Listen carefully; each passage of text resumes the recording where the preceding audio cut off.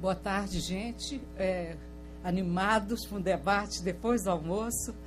Olha, primeiro a gente quer agradecer ao CCBB por esse espaço aberto para o cinema brasileiro, né, ao longo do ano, né, no Brasil Tela para Todos.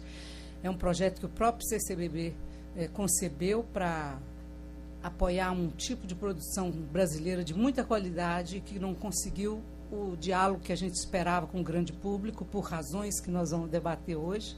Né? Então, durante um ano, termina agora nesse mês de setembro, não é isso? Com No Meu Lugar, um filme do Duda Valente, que está aqui conosco, vai ser o debatedor, estreou hoje à tarde, vai até o final do mês, sempre de quinta a domingo, às 13 horas. Então, quem não viu, venha, convidem os amigos.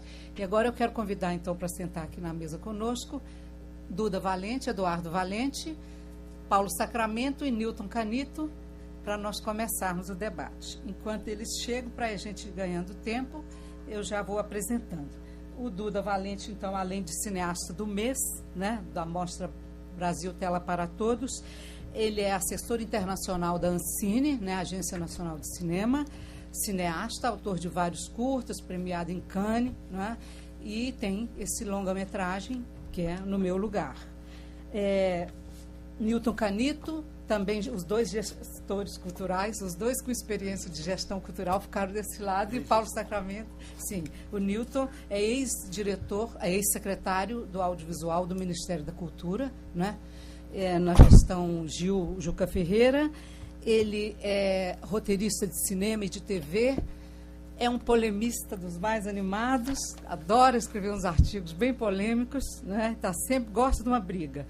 E do Nilton eu quero contar uma historinha que alguns já sabem, mas eu quero repetir.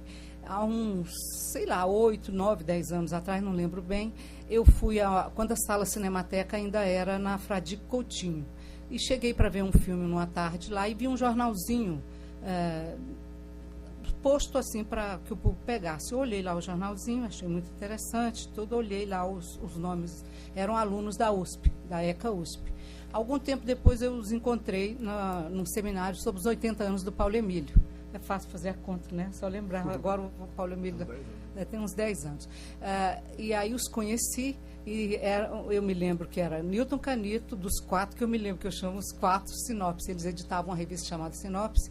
Era Nilton Canito, Manuel Rangel, que hoje é diretor da Ancine, o Leandro Saraiva, que é professor universitário e faz também roteirista, e o Alfredo Manevi, que chegou a ministro substituto no Ministério da Cultura. Ele chegou a substituir o ministro Gilberto Gil em algumas vezes, porque ele era um dos cargos mais altos na administração Gilberto Gil, né? Então eu brinco, eu chamo ele de Quarteto Sinopse, por causa do carinho que a revista e como é que chamava o jornal? Novo Cinema. Novo Cinema, né? E depois a revista Sinopse. O Duda é criador do site Contracampo e da Cinética. São revistas digitais, né? Agora, Paulo Sacramento, que eu conheço há muitos e muitos anos, desde que a gente brigava, que uma vez eu fui de uma comissão de seleção que não selecionou o filme dele, e ele veio igual um galinho de briga para cima de mim, com toda a razão. Hoje eu acho que ele tinha toda a razão.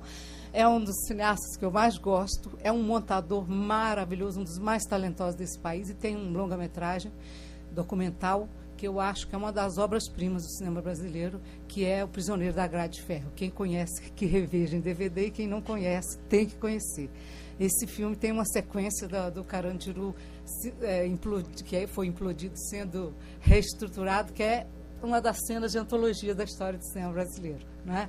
Então, Paulo é também produtor, produziu o filme do Zé do Caixão, né, do Zé Mojica Marins, esse último, colorido, uma produção muito bem cuidada e tal. Então, acho que nós temos na mesa três jovens dedicados ao cinema, já nem tão jovens, assim, já estão com mais de 30 anos, né? Mais de 30 anos. Mas os três muito inteligentes, muito articulados, e eu acho que cada um pode falar 10 minutinhos, então, para nós abrirmos o debate. Então, 30 minutos para os três, 10 para cada um, e abrimos para vocês fazerem perguntas. Eu não conheço todos que estão aqui, mas eu quero registrar uma presença aqui, duas. Uma é da Marília Perracini, que é a coordenadora geral dessa mostra, ela que segurou todos os pepinos, que fez todos os contatos, que cuidou de tudo para que nada desse errado, não é? e Diogo Gomes, que é meu velho amigo cineclubista, nos conhecemos há mais de 30 anos, uma das pessoas mais, cineasta também, uma das pessoas mais dedicadas na história do cinema brasileiro, desde que eu me entendo por gente, para ajudar na difusão de nossos filmes. É um guerreiro mesmo. Então, quando eu vi ele chegando, eu brinquei, se ninguém vier, mas se Diogo estiver na plateia, o poder multiplicador dele já compensa, não é? Mas vocês todos estão aqui, são muitos multiplicadores. Então, quem quer começar? Você, Duda, que você é o cineasta do mês. Pode ser.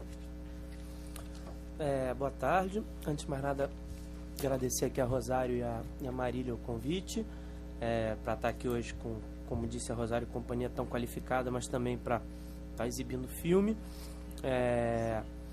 Eu acho que uma primeira coisa que a gente pode dizer sobre esse tema, a partir desse tema, estando nessa situação do filme estar sendo exibido aqui durante esse mês, é que eu acho que esse tipo de filme que a gente fez ou faz é um tipo de filme onde cada espectador, pensado como indivíduo e não como grupo ou como estatística, faz muita diferença. Então, eu acho que toda oportunidade de exibir o filme para mais um pouco de pessoas, como vai ser ao longo desse mês aqui no CCBB, de quinta a domingo, 1h, me deixa muito feliz, porque também tem uma outra coisa que os filmes costumam ter hoje em dia cada vez mais uma vida útil muito curta, né? Eles existem ali durante 6 meses, 7 meses, enquanto eles estão sendo exibidos, depois eles ficam um pouco encostados, até na televisão mesmo, nesses outros meios. Então é legal o filme voltar aí a vida um pouquinho. Para gente que faz cinema é uma coisa que a gente sempre gosta de ver os filmes tendo a sua sobrevida um pouco maior.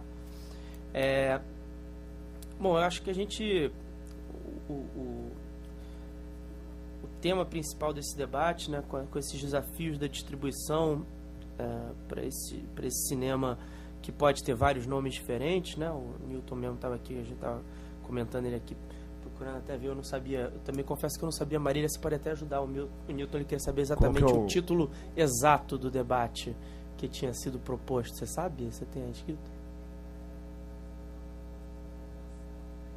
Sim. Cinema de autor para alcançar o público. Isso. No mercado brasileiro. Não, porque ele estava querendo saber se tinha exatamente cinema de autor no título. Se tinha mercado, se tinha público. E eu acho que é interessante, acho que esse é um possível recorte, né, assim, de recorte em termos de título, né, de rótulo de cinema de autor, mas se a gente poderia pensar aqui rapidamente em outros 10, 15 nomes que mais ou menos iam estar querendo dizer a mesma coisa. Eu acho que cada um deles tem o seu significado, sua importância, sua validade. Mas o principal é que eu acho que todo mundo entende mais ou menos de que filmes que está se falando, e se fosse o caso eu faria a diferença básica justamente nessa ideia do filme que é realizado por algum impulso, e esse impulso pode ser muito diferente, pode ser individual, pode ser uma ideia, pode ser de grupo, pode ser narrativo, pode ser de linguagem, pode ser de uma realidade que se quer passar, mas que é um impulso que vem de uma motivação outra que não seja necessariamente a primeira de todas, a circulação do bem cultural ou do bem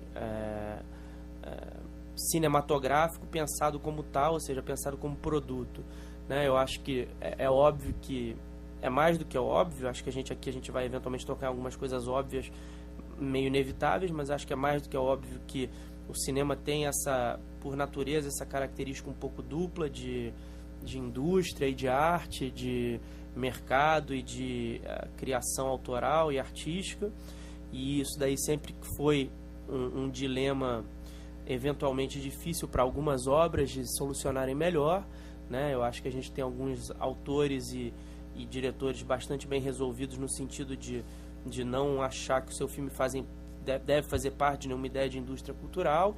A gente tem uma série de outros produtores, realizadores bem resolvidos com o fato de que querem eminentemente produzir obras que gerem uma movimentação de mercado, e tem no meio disso uma quantidade, eu acho que até maior, de autores que transitam um pouco entre essas duas ideias, entre a ideia de mercado e a ideia de expressão pessoal, de expressão artística, de expressão de que for, do artista, e tenta um pouco conjugar essas duas coisas, esses dois vetores que muitas vezes são bastante opostos. Eu, embora esteja agora trabalhando, como disse a Rosário, na abertura na Ancine, na verdade a área que eu lido lá mais especificamente, que é a área da relação do cinema brasileiro com o exterior, com o estrangeiro, ela toca eventualmente na questão de mercado, mas não é o foco do principal do nosso olhar do dia a dia. Tem uma série de pessoas na Ancine muito mais qualificadas e muito mais voltadas para pensar maneiras de ampliar e qualificar melhor o nosso mercado para as obras brasileiras de todos os tipos. Então eu digo isso porque eu não vou falar muito na perspectiva de um gestor público, como o Rosário falou, mas mais até como cineasta que fez esse filme, que lançou esse filme há pouco tempo, porque eu acho que talvez seja mais interessante aqui no processo da gente. Eu acho que a primeira coisa que eu queria dizer, então, nessa posição de cineasta, é que eu acho que a gente, quando tem a possibilidade de fazer um filme como esse meu filme, acho que talvez seja útil narrar brevemente só como ele foi financiado. Ele foi financiado quase 50% do seu orçamento foi com o prêmio da Petrobras Cultural, que para estreantes, que era o meu caso em longa-metragem, tem um teto de R$600 mil, que foi o teto que a gente recebeu. Depois ele recebeu alguns aportes por dois mecanismos que a Ancine criou nos últimos anos, bem antes de eu entrar lá. É bom dizer isso, eu entrei na Ancine bem depois de lançar o filme, entrei no ano passado, que são o programa de incentivo à qualidade e o programa justamente adicional de renda, que são programas onde as produtoras que lançam filmes em mercado num ano podem receber um adiantamento, um prêmio, na verdade, dado direto do orçamento da Ancine para que elas desenvolvam seus próximos projetos. É uma certa maneira de incentivar tanto os filmes que buscam uma quantidade maior de espectadores, quanto também aqueles filmes que ganham mais prêmios e que passam em vários festivais no Brasil e no exterior. E o filme teve no final também a gente fez uma coprodução. O filme foi uma coprodução com Portugal, e a gente ganhou então um edital que também era feito pela Ancine, que é o edital Luso Brasileiro, protocolo de coprodução entre Brasil e Portugal. Isso para dizer que, assim, todas essas fontes de financiamento direto dos filmes são fontes que eu diria que são voltadas para esse modelo nacional de financiamento, aonde não se estava atrelando nenhuma das fontes de financiamento do filme a uma ideia de retorno financeiro, a ideia básica dessas fontes de financiamento que eu citei, que são as que o filme usou, uma delas é de incentivar justamente o trabalho em coprodução entre o Brasil e outro país, no caso Portugal, onde o que interessa mais é, de fato, naquele momento, o efetivo trabalho conjunto entre profissionais e artistas dos dois países. E o programa Petrobras Cultural, como o próprio nome diz, se fixa muito mais no aspecto cultural do que qualquer outra questão de mercado, ao contrário de alguns outros instrumentos de financiamento que a gente tem no Brasil hoje em dia, que pedem resultados de mercado. E da mesma forma, esses prêmios, principalmente o prêmio de incentivo à qualidade, é um prêmio justamente que vem dos filmes que tiveram uma circulação boa em festivais no Brasil e fora do Brasil, e que se volta então a princípio para continuar financiando projetos com esse tipo de vertente. Inclusive o meu filme gerou para a produtora, que era Videofilmes, a participação nesse prêmio no ano seguinte também, pela sua carreira nos festivais e tal. Então é um circuito à parte. Eu acho isso importante de mencionar de saída, porque eu acho que para mim o que mais me incomoda na relação com o mercado e com a ideia de arte é um pouco se existir como existe muitas vezes, uma distância entre os motivos e as explicações e as justificativas que são montadas para se financiar um filme e o que se espera que ele consiga atingir como resultado. E aí resultado usando o termo de uma maneira bem ampla, significando não só mercado, mas todos os outros. Eu acho que para mim era muito importante que esse filme fosse um filme de baixo orçamento. Ele é um filme custou no total R$1,5 milhão, o que para uma produção finalizada ainda na época, em 2009, com cópias em película, 35mm, foi filmado em 16mm, com uma equipe razoável de pessoas, um trabalho normal, ou seja, é claro que ele não é um filme feito com R$0, como se pode fazer eventualmente, em certas circunstâncias, ele se propõe a estar dentro de um modelo de produção estruturado, mas dentro dessa ideia do baixo orçamento, que para mim era muito importante, porque de fato era um filme no qual nem eu, nem os produtores, nem ninguém que tinha feito, achava que era um filme cujo perfil principal era um filme que fosse fazer um enorme sucesso de público em termos de números absolutos em qualquer mercado que seja, de cinema ou de televisão e tal. A gente estava muito mais interessado em realizar o filme que a gente acreditava, um filme que tinha uma série de motivações, que eu acho que não vem muito ao caso aqui, porque não é exatamente um debate sobre o filme, mas em suma eram motivações outras que não necessariamente a de participação massiva no mercado. Então a gente foi procurar uma maneira de financiá-lo que tivesse a ver com essa forma como ele foi pensado e que ao mesmo tempo permitisse que ele atingisse o resultado que a gente esperava dele enquanto obra. Eu acho que o principal é dizer nesse momento assim que é um filme que a principal condição que se colocava sobre ele para nós, eu enquanto diretor, roteirista, mas também os produtores e todos os que fizeram parte do filme, era um pouco que obra sairia dali, que a obra que a gente finalizasse fosse a melhor que a gente pudesse fazer dentro do que a gente objetivou. Eu acho que isso cria uma diferença com relação a essa ideia do mercado, que para mim é importante ter um mínimo de coerência nessa lógica. Esse é um ponto. O segundo ponto é, uma vez o filme pronto, o que fazer com ele?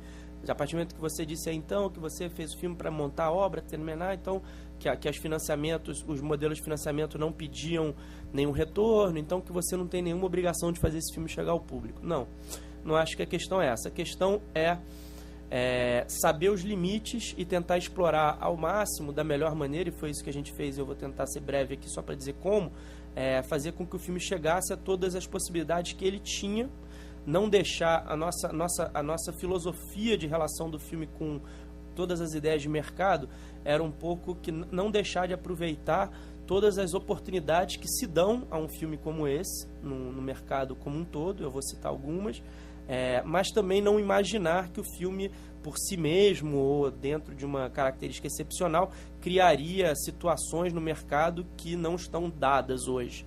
E o que eu quero dizer com isso? Bom, então vou citar aqui os exemplos e explicar um pouco o que eu quero dizer para fechar essa primeira participação minha aqui. O filme participou numa quantidade bastante grande de festivais no exterior. Ele estreou fora do Brasil em 2009 no Festival de Cannes, o que para a gente era uma questão importante, porque o Festival de Cannes, em termos do mercado exterior, é um dos festivais que ainda permitem que o filme, a partir da sua exibição nesse festival, tenha uma visibilidade muito grande com os curadores e programadores de festivais do resto do mundo. Então a gente exibiu o filme lá e depois disso o filme passou, não vou ter o número exato, mas em torno de 25 a 30 festivais pelo mundo, em todas as partes do planeta. Assim, de fato ele foi da Ásia à América do Norte várias vezes, inúmeros países da América Latina, inúmeros festivais e países da Europa. A gente fez um esforço bastante concentrado nesse sentido, porque a gente considera que esse circuito dos festivais é hoje também um circuito de mercado, é uma ideia de mercado que a parte do mercado comercial direto que existe, que precisa ser explorado. É um mercado que dá uma visibilidade para o filme, uma existência para o filme muito forte no sentido do que se escreve sobre ele, do que se acaba criando como valor de existência do filme quase para além da quantidade de pessoas que os vejam efetivamente nos festivais. Então a gente fez muito esforço de estar participando o máximo possível desse circuito. No Brasil a gente fez um caminho semelhante. A gente começou a carreira dele aqui na Mostra de Tiradentes em janeiro de 2009, na verdade foi o primeiro lugar que o filme passou, antes até de Cannes, e depois esperamos um pouco essa exibição em Cannes e fizemos o Festival de Paulínia. Na época estava acho que na segunda edição, tinha voltado a existir com alguma força e tal. Era um festival que tinha uma cobertura de imprensa interessante, E aí fizemos uma série de eventos depois do Festival de Paulínia, buscando justamente posicionar o filme dentro dessa ideia de estar dentro do horizonte de conhecimento das pessoas, que esse filme existe, que esse filme tem características X, Y e Z. Tentamos compor quase todo o Brasil dentro do possível nesses festivais, preparando então um lançamento comercial. Esse lançamento comercial foi feito na época. A própria Videofilmes, a produtora, ela era uma distribuidora também, não só dos seus próprios filmes, mas de outros. Tinha um sistema de distribuição bem interessante, porque eles pensavam um lançamento pequeno, em torno de 10 a 12 cópias, mais um lançamento com muita atenção, um lançamento onde você está conectado muito de perto com os exibidores independentes, exibidores interessantes das salas que ainda existem no Brasil. Então o filme foi lançado num circuito bom aqui em São Paulo, no Rio, em Minas Gerais, quer dizer, na verdade na capital, quase eminentemente, em Belo Horizonte, em Porto Alegre, Recife, em todas as salas que costumam exibir um filme desse tamanho. Foi exibido, fizemos um esforço junto com um projeto chamado Cinecult, que é um projeto da Cinemark, que exibe filmes independentes em uma série de capitais onde não existem mais exatamente salas de cinema independentes ou que exibam eminentemente filme de autor. Então, dessa maneira, o filme pode chegar a capitais ou cidades do interior como Aracaju, como Belém, como Manaus, como interior de São Paulo, nas cidades principais, São José dos Campos, Ribeirão Preto, com resultados sempre pequenos, mas, como eu disse no começo, com essa nossa ideia que era que se existe um lugar onde existe a possibilidade do filme ser exibido e que se consiga atrair a atenção de alguém, vamos conseguir trazer essa pessoa para ver o filme. Então foi isso que a gente tentou fazer com esse lançamento.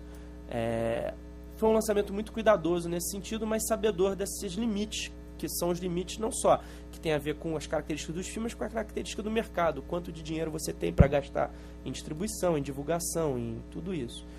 Então foi um filme que, vale dizer, no final da sua passagem fez em torno de 6.000 a 6.500 espectadores em salas de cinema, o que, claro que se a gente pensar em termos de população do Brasil é mínimo e ínfimo, mas dentro da realidade do mercado para esse tipo de filme está na média do que os filmes com essa característica têm feito.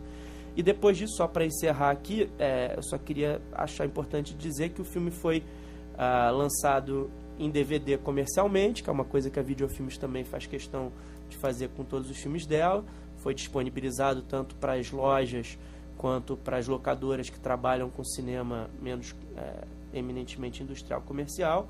Ainda hoje, semana passada, um amigo esteve lá me visitando no Rio e disse que comprou há pouco tempo, então ainda está disponível de encontrar na livraria Saraiva. Eu nem sabia dizer mais se ainda estaria, mas ele disse que sim. E foi exibido depois no Canal Brasil, e foi exibido e também teve algumas exibições e alguns projetos justamente de cineclubes, que a gente poderia falar depois, que eu acho interessante de aumentar essa ideia. Então, assim, para fechar, o que eu queria dizer é assim, eu acho que o filme cumpriu o que ele poderia numa determinada dada situação. Acho que é interessante a gente discutir depois, talvez, quais são os limites dessa situação. Eu entendo que a responsabilidade ética, social, ou que seja, do realizador com a sua obra financiada com recursos públicos, independente de não pedir retorno financeiro, é fazer esse esforço mínimo. Eu acho que tem muitos realizadores que infelizmente não fazem esse esforço, realmente ficam tranquilos de finalizei a obra, era a minha obrigação. Eu acho que a obrigação vai um pouco além, mas eu também não acho que é papel dos cineastas resolverem os dilemas do mercado. Eu acho que muitas vezes eles têm que entender o mercado, se adaptar ao mercado e tentar dentro desse mercado puxar os limites na medida do possível. Eu acho que foi um pouco o trajeto desse filme. Vou fechar por aqui para a gente poder ter uma introdução boa e depois poder conversar. Tem muita coisa a falar sobre o que são, de fato, os limites desse mercado, segundo a minha visão, o que está acontecendo hoje, mas eu acho que era interessante dar essa ideia mais prática de como foi trabalhar com esse filme, que eu fiz há pouco tempo, e depois a gente pode discutir um pouco mais o que são essas circunstâncias onde o filme e os filmes dessa característica têm trafegado ultimamente. Obrigado, Duda. Então, agora vamos passar a palavra para o Newton Canito. Eu só esqueci de dizer que ele também é cineasta, diretor de um filme ultra ame-o ou deixe-o, que é o Jesus do Mundo Maravilha, um doc-TV que causou uma polêmica cinematográfica muito grande na internet. Então, Newton. Bem, boa tarde. Queria agradecer a Marília, agradecer a todos da mesa, agradecer ao público, dar os parabéns. Esse debate é fundamental, essa exibição desses filmes é fundamental. O contexto, já indo onde o Valente levantou, acho que triste é uma boa palavra, assim, eu acho, porque tem vários desses filmes que você está exibindo que são filmes legais e que têm mais potencial do que estão conseguindo alcançar, e a gente acha que vale a pena pensar por que está acontecendo isso, por que está acontecendo. A gente fala só de público, mas não é só de público o problema, é de impacto mesmo cultural. Às vezes os filmes não tinham antigamente tanto público, antigamente que eu digo nem 60 anos não. Eu lembro do Cronicamente Inviável, por exemplo, que nem sei como ele foi de público, mas não foi um espetáculo de público, mas mobilizou o debate intelectual, mobilizou debates estéticos. Isso acaba influenciando também a indústria e o pensamento brasileiro. E isso também a gente está perdendo. É uma pena, nem isso a gente está tendo mais. Os filmes poderiam estar fazendo isso, o filme em si tem potencial para fazer isso. Então não é nem o problema do filme. Mas é claro que se ficar muitos anos sem ter o debate, nem o filme vai ter mais potencial, porque o filme já não está mais sendo feito para isso. Então daqui a pouco os filmes vão ficar... a gente está tendo um isolamento mesmo do campo. Eu acho que exige medidas urgentes. E eu acho que uma das medidas iniciais, eu queria começar, por isso eu perguntei do título, é o conceito mesmo. Os conceitos que a gente trabalha para a gente dar uma mexida nos conceitos, né? Eu acho engraçado falar, porque aqui no Brasil virou uma paranoia anti-autor, como se o grande problema do cinema fosse os autores. Os autores atrapalham o cinema, e quem seria os salvadores do cinema seria as produtoras ou os produtores, né? Que é uma coisa completamente uma viagem, isso, uma viagem brasileira, inclusive. Se você olhar o cinema americano de indústria, todo mundo sabe, os filmes são de autores, né? O James Cameron, ele faz Steadicam no filme. E o Tim Burton é autor, todos os autores. Os grandes filmes são de autores. Até os filmes de ação têm estilos de autores, né? A indústria valoriza isso nos Estados Unidos. Aqui no Brasil, a gente entrou numa paranoia como se o autor fosse atrapalhar o filme. E às vezes a produção industrial mesmo, que a gente vai falar aqui do autor, a produção industrial mesmo, a maioria dos filmes é muito irregular, né? Tem muito filme que erra também, né? E o processo todo está muito caótico, e todo esse processo ser caótico é um desprestígio mesmo do conceito de autor, como se o autor fosse o trauma do Glauber Rocha, como se o Glauber Rocha fosse uma coisa horrorosa, se atrapalhou o cinema brasileiro e tal, né? Não sei, coitado do Glauber Rocha, que fez tão ruim assim. Os filmes ótimos, até hoje vende DVD do Glauber Rocha, vida útil de mais de 60 anos, e ninguém toca no assunto, né? O filme tem uma vida útil imensa, sem contar o impacto cultural. Estou nem falando... Quer dizer, e os caras tratam isso como se fosse, e como se o autor fosse necessariamente um cara que está indo contra a plateia. Eu não sei porque não tem nada a ver isso, né? Então, esse conceito todo está esquisito. A gente pode pensar outros conceitos até, para pensar os filmes, né? Os americanos trabalham muito com o conceito de cinema independente, que é o cinema que não é das majors, que também tem crise nos Estados Unidos, a gente pode voltar depois, tem uma crise de financiamento do cinema independente. Mas o cinema independente, que eu acho que esses filmes estão mais próximo ao conceito do cinema independente, que é o filme que consegue se habilizar, o mercado ainda não conhece ainda o potencial do autor e tal, e não sabe direito se ele é bom, então é um filme independente e tal, e é onde testa-se os caras da indústria, né? E os cineastas têm plano de carreira nos Estados Unidos, né? Plano de carreira. Então o cara, se ele acerta um filme independente, todos esses caras, o cara do Batman lá, como é que ele chama? Não. O Nolan fez aquele filme que eu esqueci o nome, do contrário lá. O Nolan, por exemplo, que é do Batman, fez aquele, como é que chamava? Esqueci. Memento. O Nolan vem do cinema independente, vários deles, né? E o cara tem aquele estilo, depois eles circulam, né? O cara do Três Homens no Segredo também, ele faz uns filmes de indústria e pode fazer um filme de cinema independente, barato. Não tem essa casta, assim, né? Essa ideia de uma meio casta, assim, ou o cara não pode nunca fazer um filme, ou o cara tem que realmente, foda-se a autoria dele, se vou vender ao público, que é muito moralista esse negócio, né? Vamos vender ao público como se fosse uma coisa horrorosa, assim, como se fosse uns estupradores, assim. E o cara é um cineasta puro, então isso é uma viagem, né? Uma viagem. Precisa parar com esse negócio rapidamente, porque é uma bobagem. eu lembro uma vez eu vi o Greenaway em Cuba, e o Greenaway, aquele cineasta meio de artes plásticas e tal, né? E aí teve um rapaz um cubano, até perguntou para ele assim, falou, olha, muito legal, tal, esses debates estéticos sobre arte, acho que estou adorando, tal, mas eu não entendo nada dos filmes, tal, mas tudo bem, tal, mas eu queria saber o seguinte, eu queria saber como é que tu consegue dinheiro para esse filme maluco. Uma pergunta excelente. E o Greenaway falou isso, falou, realmente, pergunta excelente, assim, muito obrigado pela pergunta, finalmente ele me perguntou alguma coisa, alguma coisa decente. E o Greenaway foi muito preciso, ele falou, não, eu consegui um distribuidor que percebeu que eu tenho públicos segmentados em vários países, e o cara tem contatos, etc, não sei como é que é o cara, isso que eu precisava saber melhor, o cara conseguia distribuidores em vários países mesmo, filme. E como o Greenaway é muito bom, para quem gosta daquele tipo de filme, ele tem público segmentado em vários países e se paga. E ele fala, meu filme se paga. Claro que nem todo filme vai se pagar, o cinema independente tem que ter filmes que estão arriscando. Mas é claro que o Greenaway já fez 10 filmes, dá para se pagar. Dá para estar num mercado que não é o mercado que a gente trabalha. A gente trabalha com o conceito de mercado como se o mercado é assim, ou o filme faz 6 milhões ou não faz nada. Isso é uma viagem isso, né? Assim, ou você faz um filme... Não tem nada médio, né? Outro conceito é o filme médio. A gente está falando dos filmes médios no Brasil. O grande problema do Brasil é o filme médio. Que é o filme médio, né? É um filme que médio no sentido de médio de produção, médio de público, médio, né? Pô, mas médio não é importante. Lógico que é importante. Tem segmento de público. Isso qualquer indústria sabe disso. Qualquer outra indústria sabe disso. A indústria do cinema não está trabalhando com a ideia de segmento de público. A indústria da televisão sabe disso. Você vai ficar discutindo a televisão, a TV paga. E daí? Tem uma indústria, ele sustenta. O canal só interessa a malucos por bichinhos. Beleza, tal. E aquilo lá pega aquele público lá e já paga a conta e tal. E tem um mercadinho lá, o cara continua fazendo filme. Normal também.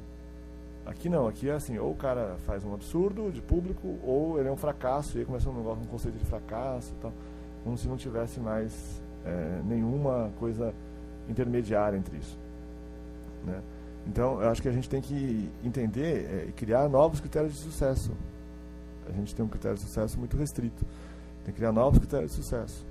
E aí tem a ver com partir, sem dúvida, do impacto cultural, dos festivais, repensar os festivais. Os festivais também estão cada vez mais entrando nessa mesma onda, de uma forma meio surreal. Até os festivais agora começam a querer que o filme tenha público, começa a ter um critério assim. Começa a ficar um negócio louco. Todo mundo, o que é isso, cara? É um negócio, todas as pessoas, não pode ter mais nada. Então, e está cada vez mais isolando o cinema independente, né? Eu prefiro independente, porque autor eu acho que voltando ao cinema americano, o filme que não é de autor é o telefilme, que não é o filme premium. As grandes produções são de autor. Então, tanto o cinema independente quanto a grande produção é de autor. O que não é de autor é o cara da indústria lá, que é arroz e feijão. Quando não é de autor, significa assim, garante lá no arroz e feijão, sabe? Telefilme e tal, um roteiro lá standard, tudo meio standard e tal, beleza. É isso. E tudo bem também, eu acho ótimo. Era ótimo ter isso no Brasil também, cá entre nós, né? Era muito legal ter um modelo normal, assim, uns filmes que, sei lá, né? Não precisa ser bom, mas tudo bem também. De repente você coloca alguma coisa a mais, né? Não tem também. Isso está restringindo pra caramba o nosso debate. O cinema de autor também virou um conceito como aqui no Brasil, né? Como se fosse necessariamente, tem algumas coisas que têm dificuldade assim, no Brasil. Uma é gênero mesmo, né? A gente continua com grande dificuldade com filme de terror, com filme de sci-fi, com filmes de subgêneros americanos, né? A gente deu, como se a gente tivesse dado aos americanos a concessão de fazer filme de terror, né? Não, o terror é um gênero americano, né? Um gênero americano, cara. Se você ir conversar com um caipira aqui no campo, ele vai te contar isso. Tem uma história de terror. Não tirou a ideia que o gênero de terror é um gênero americano. Não tem nada a ver com o americano. Isso é muito antes dos americanos. Então não podemos dar a concessão para os americanos de fazer os subgêneros todos, que inclusive muitos são filmes no mercado internacional, que é como todo gênero. Tem filmes standard, tem filmes de autor. Tem muitos filmes de autor em cada um desses gêneros, muitas propostas inovadoras que dialogam com esses gêneros.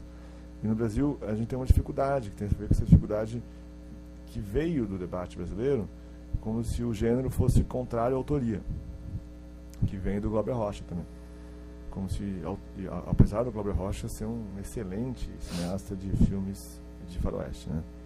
Ele reinventou o gênero faroeste. Eu acho ele maravilhoso como ele recriou o faroeste. Mas as pessoas ficam bravas se você falar isso. Ele recriou o faroeste. Não, ele é um autor. Mas ele é um autor como o Tarantino, porque recriou o filme do Sérgio Leone, né?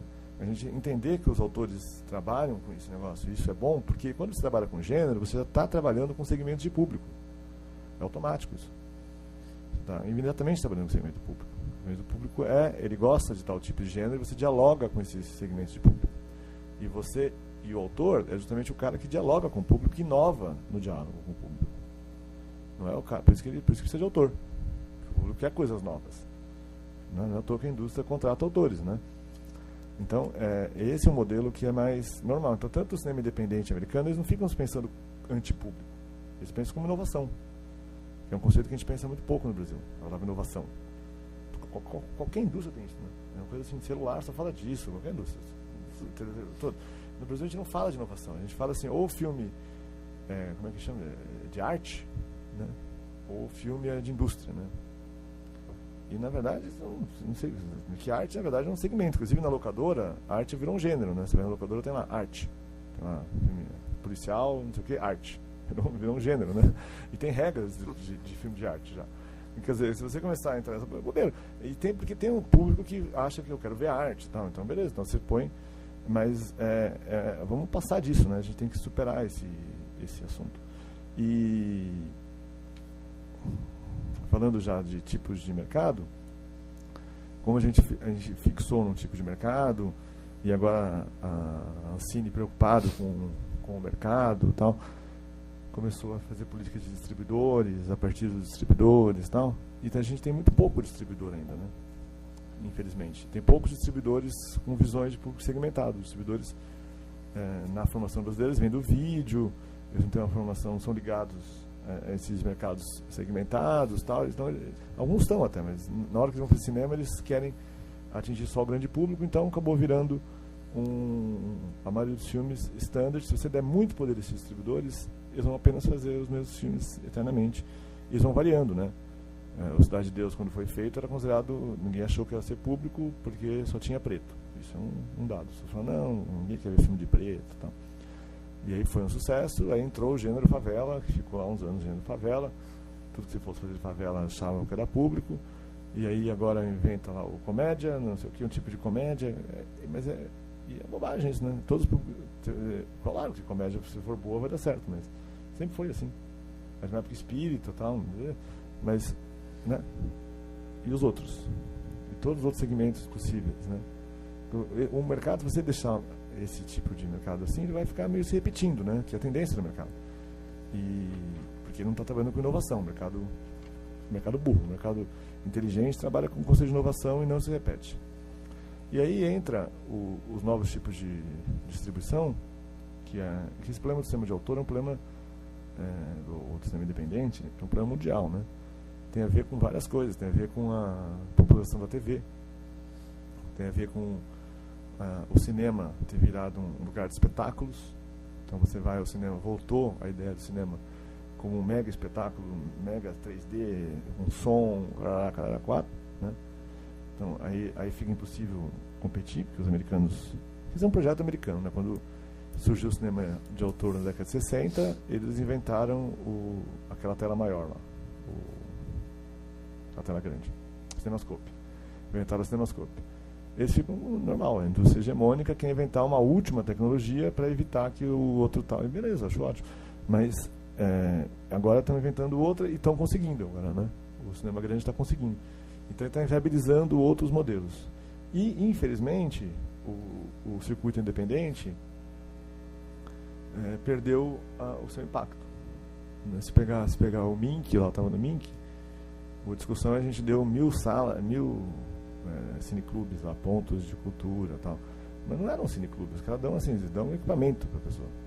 Um projetor de vídeo, que é o base do cineclube, né? Não é um ponto de cultura. O cineclube tradicionalmente é um ponto de debate, um ponto de cultura. Um clube. O conceito de clube, na verdade, né? Clube, ou seja, as pessoas vão sempre lá, se conhecem, isso é clube. Batem papo, namoram, entram no universo, discutem cinema. Isso perdeu o impacto, ou perdeu também o impacto disso, até tem às vezes localmente, mas não consegue chegar no debate um pouco maior, não consegue se expandir no debate. Isso tem a ver com a ausência de mídias independentes, de independente forte, né? E tem a ver com uma coisa que também é recente, que até, quando você pega o auge do Cineclube, os filmes do Cineclube, tinha filmes que eram lançados, faziam sucesso no Cineclube antes do cinema. Então tinha um diálogo antes do circuito comercial. Então tinha um diálogo entre o Cineclube e o cinema. E o Cineclube potencializava, porque estava ligado a movimentos sociais, estava ligado a assuntos prementes do país, estava ligado ao grande debate nacional. E não era apenas cinefilia. Se ficar muito apenas cinefilia, eu acho ótimo, mas é um pequeno segmento. Cinefilia. É um pequeno segmento. Não dá para você querer que o público esteja preocupado com cinefilia. Cinefilia, quem está preocupado é cineasta, ou outra pessoa lá. Né? Tem uma turma que é legal. E a gente, por exemplo, né? que está aqui hoje. A gente acha legal isso. Tal. Mas não dá para você considerar isso realmente que vai ter. Então não é. É direto nos assuntos. Cineclube de velhinhos. Pega no Uruguai, a Cinemateca Uruguai tem um esquema com terceira idade absurdo. E toda terceira idade frequenta o cinema. Lá tem muito terceira idade super organizada. Então tem filmes específicos para terceira idade, tem diálogo com terceira idade, tem um ambiente de terceira idade. Pô, vamos lá, é isso aí, entendeu? Estamos falando disso, né? Entrar nesses lugares, assim, aí vai terceira idade, guetos, ambientes jovens específicos, sei lá, gosta de música, não sei o que lá, entendeu? Ou seja, você está vendo como mesmo o cinema independente, ele pode estar em diálogo com públicos segmentados. A gente tem que parar com essa ideia que o cinema independente não estaria em diálogo com público algum. Ele está em diálogo com públicos segmentados. E aí que a gente vai chegar num debate mais interessante. E para concluir, só essa coisa de que eu acho que para a gente debater a distribuição desses filmes, a gente tem que debater o ambiente da crítica junto. É o mesmo debate. A crítica ficou 3 jornais e acabou, não tem mais nada. 2 revistas, tal, e a Veja e acabou. E não era assim, né? Nunca foi assim. Se pegar na Argentina, tem muito mais debate no ambiente, né? Então, a gente conseguir que esses debates alcancem as pessoas é urgente porque também a juventude está numa ansiedade enlouquecida, na minha impressão, e está muito querendo todo mundo entrar, que eu não gosto de... Né? E não está mais nesse... Há 10 anos atrás a gente ainda se dedicava a bastante coisa. Agora todo mundo fazendo, eu acho fazer. Muito pouco reflexão, assim, sabe? Muito pouco debate reflexivo e tal. Acho que sem isso a gente não vai sedimentar mesmo, inclusive esteticamente e comercialmente, o nosso cinema. Obrigado. Obrigado, Canito. Acho que o Canito abriu o discurso dele, a fala dele, lembrando o filme Cronicamente Inviável que você montou, né, Paulo? E eu acho, posso estar enganado, Paulo me corrija, mas acho que ele fez 70 mil espectadores, 80 mil. Né? Para esse segmento foi, além do grande debate que ele causou, foi um número significativo. Né? Mas eu quero até falar um pouco, eu participei do lançamento do filme também, junto com o Sérgio. Mas, enfim, bom, primeiro eu queria também, como os outros, agradecer pelo convite, agradecer a Marília, agradecer a Rosário. Claro, fazer um elogio aqui. Sempre fui um cinéfilo, né? E acho da maior importância lugares como esse que fazem mostras retrospectivas, você consegue ver cineastas, enfim, temas, criar momentos para você ver cinema e pensar cinema sobre alguma ótica específica e tal. E valorizo demais quando nesse tipo de lugar também se abre um espaço que eu acho da maior importância, que é também para se discutir a produção atual. Acho fundamental vir sentar nessa sala aqui para assistir o John Ford, para assistir todos, enfim, o Woody Allen, todas as mostras incríveis que vêm sendo feitas aqui e que espero continuem sempre e cada vez melhor. Mas louvo demais quando acontecem essas iniciativas para a gente discutir o cinema atual, quais são os problemas, dar chance para esses filmes serem vistos, que é muito complicado. Eu acho que tem quando eu me preparei um pouco aqui a minha fala, tem 2 caminhos possíveis aqui para começar. Um é um pouco essa análise um pouco mais fria do que está acontecendo e um pouco falar da minha experiência. Eu vou começar um pouco dessa parte mais fria e passar rapidamente, de uma maneira meio rasante por ela. que eu acho que tem a ver, claro que tem, né, é o pano de fundo dessa discussão toda. Quando a gente fala de mercado, né, existe um tamanho desse mercado, né? Existe uma quantidade de salas que nós temos e matematicamente você chega a quantos ingressos são possíveis de ser vendidos, né? É claro que a gente vive numa situação aqui que não é absolutamente nova, de um mercado dominado. Ou seja, eu estava até lendo aqui na revista do cinema que no primeiro semestre desse ano o Brasil ocupou só 5% dessas cadeiras disponíveis, enfim, dos ingressos que foram vendidos. O que é uma situação terrível, claro, né? Em alguns momentos já foi melhor, há pouco tempo já foi melhor. Não sei se em algum momento foi aceitável, pelo menos desde que eu estou acompanhando isso. Acho sempre muito, muito, muito pouco. Acho que todos os esforços que foram feitos, e que são todos eles louváveis, acho sempre aquém do que deveria ser um desejo nosso de mercado, que seria, no mínimo, 50% do mercado. Acho que quando a gente fica muito feliz com 20%, com 15%, acha incrível isso, isso só mostra a nossa fragilidade. Claro, a gente tem 5%, se a gente triplicar isso, que bom seria, né? Mas eu digo isso como cinéfilo, assim, gosto de ver todos os filmes do mundo, enfim, claro, os bons filmes do mundo, né? E gosto muito de ver os filmes brasileiros. Tenho uma necessidade, como espectador, de assistir esses filmes, né? E vejo muito mais filmes brasileiros do que vejo filmes estrangeiros.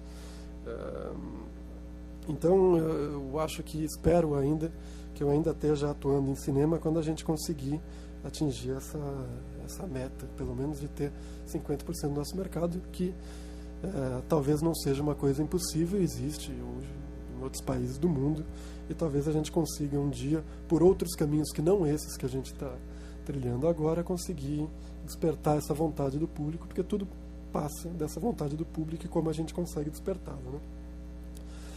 Atualmente a gente tem vários agravantes assim, para essa nossa dificuldade. A gente teve, já que a gente tem um espaço pequeno para esse cinema brasileiro, nem que seja um espaço no coração do público, enfim, nessa vontade de entrar numa sala de cinema e pagar um ingresso para ver filmes brasileiros, a gente teve claramente um aumento muito grande na produção de filmes, então uma oferta muito maior, sem um aumento proporcional desse público. Eu acho que isso é um dos motivos que fazem com que os números sejam individualmente muito menores, né? Isso varia de uma maneira muito rápida, assim, de ano a ano. A gente tem variações grandes, por exemplo. Hoje em dia, né, é aceitável que um filme faça 10 mil espectadores, por exemplo. É uma média boa, né? Você batalhar ali 7, 8, 10, 12, é uma faixa de público que é bastante aceitável. Você fala, ok, é uma luta para se chegar a isso. É muito difícil chegar a isso. Não é uma coisa que você chega, arremessa o filme e chega nisso. Alguns anos atrás se falava em 30 mil, era a barreira, assim. Eu fiz muitos filmes, né, na minha produtora. Eu além de ter dirigido esse filme, trabalhar como montador, eu produzi 6 longas-metragens, né, nesses últimos 10 anos. Lancei o primeiro filme do Cláudio Assis, lancei o primeiro filme dentro da minha produtora, eu como produtor, o primeiro filme que foi lançado do Belmonte. Enfim, cineastas que eu acompanhei, que eu trabalhei com eles no curta-metragem, que eu senti essa necessidade da gente ir juntos, né, para o longa, de uma maneira praticamente geracional, né? E a gente batalhava por uma faixa de público por aí, de 30 mil, 40 mil espectadores, era muito bom. Vez por outra conseguimos fazer coisa muito melhor do que isso, né? E são casos que daí a gente começa a analisar caso a caso. Dentro da minha carteira de filmes foi o Amarelo Manga, a gente conseguiu fazer mais de 130 mil espectadores com um filme que a gente sempre lançou. Todos os nossos lançamentos também tinham um padrão que era 10 cópias, 11 cópias, era uma coisa assim. Tem vários cálculos que se fazem no cinema e que são interessantes. Um deles é o número de espectadores por cópia, né? É aceito quase por todos os distribuidores, uma boa média, assim, seria fazer 3 mil espectadores por cópia, que você vai lançar um ótimo número, né? Via de regra. Foi o que eu consegui fazer, por exemplo, com O Prisioneiro da Grade de Ferro, que era um documentário A gente lançou 10 cópias, fizemos 30 mil espectadores. Era uma coisa extraordinária para um documentário. Você chegar a fazer esses 3 mil espectadores por cópia. E para conseguir fazer isso, a gente criou coisas mais absurdas possíveis, que isso eu vou querer falar um pouco melhor desse filme, que eu tive um controle total. Com o Amarelo Manga, a gente conseguiu fazer 13 mil espectadores por cópia. A gente fez mais do que 4 vezes isso, que é considerado uma média excelente, né? Outro filme que fez isso, eu não me lembro, apesar de ter participado do lançamento com o Sérgio, foi o Cronicamente Inviável, que ele fez 70 mil espectadores. Eu não me lembro do número de cópias, mas acredito que foram 4 ou 5 cópias. Ele ficou 7 meses em cartaz. São filmes que eles acontecem como fenômenos, né? Eu tive a felicidade de estar envolvido com esses 2 casos, que são muito raros. Fenômenos acontecem muito raramente. Eles acontecem 1 ou 2 por ano, assim. E isso dentro dessa faixa que a gente está falando, e mesmo nas faixas grandes, quando você pega um filme, pega um Tropa de Elite que faz 12 milhões, um fenômeno, está completamente fora da curva, não estava na previsão de ninguém desse mercado, etc. Então, comecei com 2 filmes que eles foram acima da expectativa de qualquer pessoa. Ninguém poderia imaginar 30 mil espectadores para o Prisioneiro, ninguém poderia imaginar 130 e poucos, que foram quase 140 para o Amarelo Manga. Para a gente conseguir isso, a gente trabalhou de uma maneira completamente fora dos padrões, né? Eu acho que toda a minha atividade no cinema sempre foi uma atividade fora desses padrões, buscando alguma criatividade, né? Seja no lançamento, na realização, enfim, que partia de uma coisa que era a especialização, né? Hoje em dia eu acho que a gente tem uma coisa completamente exagerada, e que nunca foi assim, pelo menos no cinema brasileiro, de que as pessoas só são uma coisa. Então, o cara, ele é produtor, ele é só produtor. O outro é diretor, ele só quer ser... O outro é roteirista. Como se fosse possível, e se cria um mito de que a pessoa vai ser melhor roteirista se ele só for roteirista, né? Eu acho o contrário. Eu acho que a pessoa vai ser, pelo menos no Brasil, no nosso contexto de mercado, não sei o quê, acho muito mais rico, né? Coisas que aconteciam aqui, desde no cinema novo acontecia, no cinema marginal acontecia, que o cara era diretor de um filme, era produtor do outro, era montador de um outro, as pessoas trabalhavam em várias atividades, e com isso elas traziam contribuições diferentes, elas pensavam diferente. Não era todo mundo pensando da mesma maneira, né? Quando a gente foi lançar o Prisioneiro, por exemplo, a primeira coisa que eu falava assim, eu não sei como vai ser esse lançamento, claro que eu sabia que obrigatoriamente ele teria que passar por uns festivais, ganhar prêmios, conseguir uma visibilidade, porque era o meu primeiro filme, eu nunca tinha dirigido um filme, isso era uma condição sine qua non. Mas eu queria lançar esse documentário com 2 características. Eu queria que ele tivesse muitos outdoors na cidade, era na época em que a cidade era emporcalhada por outdoors, eu sou contra outdoors em si, mas já que esses outdoors existiam, eu falei, eu vou usar esse espaço e vou lançar um documentário com outdoors. Foram 40 outdoors que a gente colocou em São Paulo, né? O filme ficou mais ou menos, enfim, tirando quando ele resta com poucas sessões e tal, ele ficou 4 semanas em constante exibição em São Paulo, em pelo menos 6 salas, né? Na última semana isso caiu para 4 salas, mas era uma presença constante do filme, e a gente manteve durante um mês outdoors falando de um documentário, né? Que é uma coisa que eu não conheço um outro caso que tenha acontecido, pelo menos recente, enfim, envolvendo um filme parecido como esse.